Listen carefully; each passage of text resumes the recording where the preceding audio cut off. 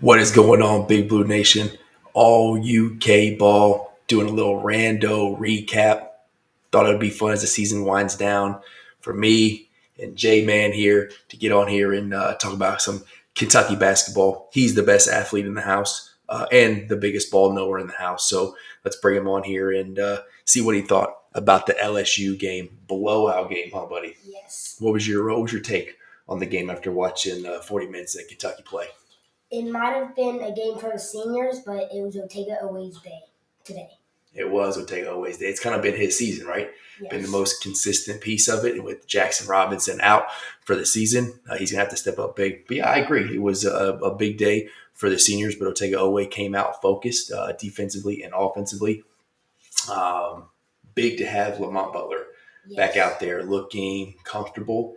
That pass from Ortega Oway for the Lamont Butler massive dunk. That right shoulder looks healthy. That left wing still a little bit hurt, but the right shoulder looks definitely healthy, and he's looking like he's getting his step back, kind of getting the rhythm of the game. We definitely needed him back. Yeah, for sure. His presence on the court is big, and as we go into tournament play, he's the guy who's like been there, done that, right? He's been there, got to and Final Four, made the shot to go to the championship game. So he's the guy who can carry this team with one of the other leaders, like we said, Jackson Robinson being out of the game.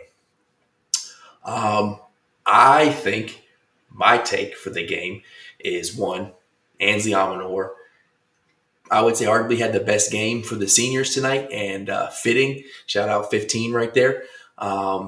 Yep, he's got to been the dude who just did whatever he needed or whatever Pope asked him to do, and kind of took a back seat coming to Kentucky to some of these other big name seniors or transfers, and he's just been that dude who can be come off the bench and give you good minutes, give you that electricity off the bench. And today he showed he's not just 3-point scorer. He kind of scored at all levels today too, which was impressive.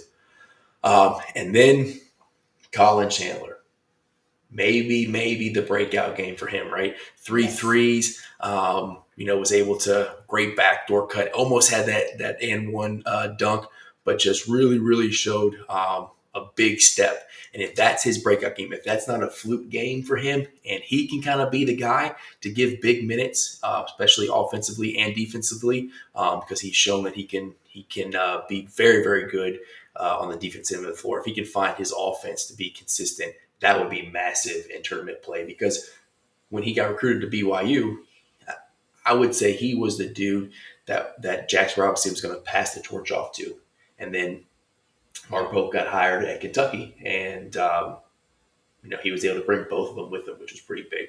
So if Colin Chandler can get some big minutes and be consistent, I think that's going to be big for the Cats as we get ready for Missouri on Saturday and then get into the SEC tournament.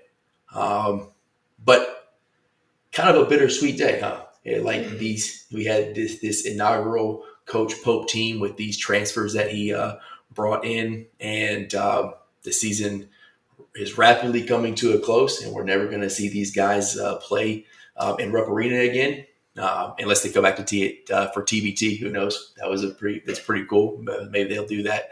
But it's going to be at least a little while before you see them play again. But it's not the last time they're going to play in a Kentucky jersey. Hopefully, we have many games in the postseason. But I think it's pretty cool how they dedicated their last season to Kentucky Wildcats in Lexington and really played for the front of the jersey, which is pretty cool.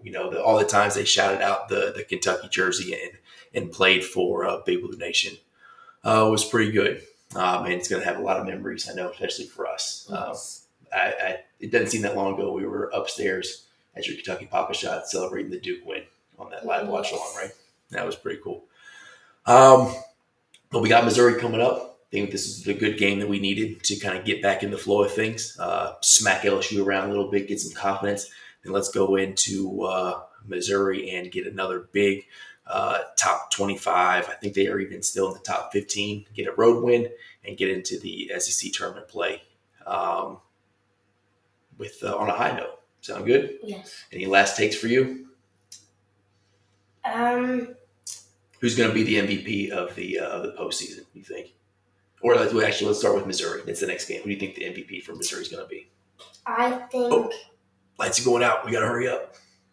I think probably Lamont Butler or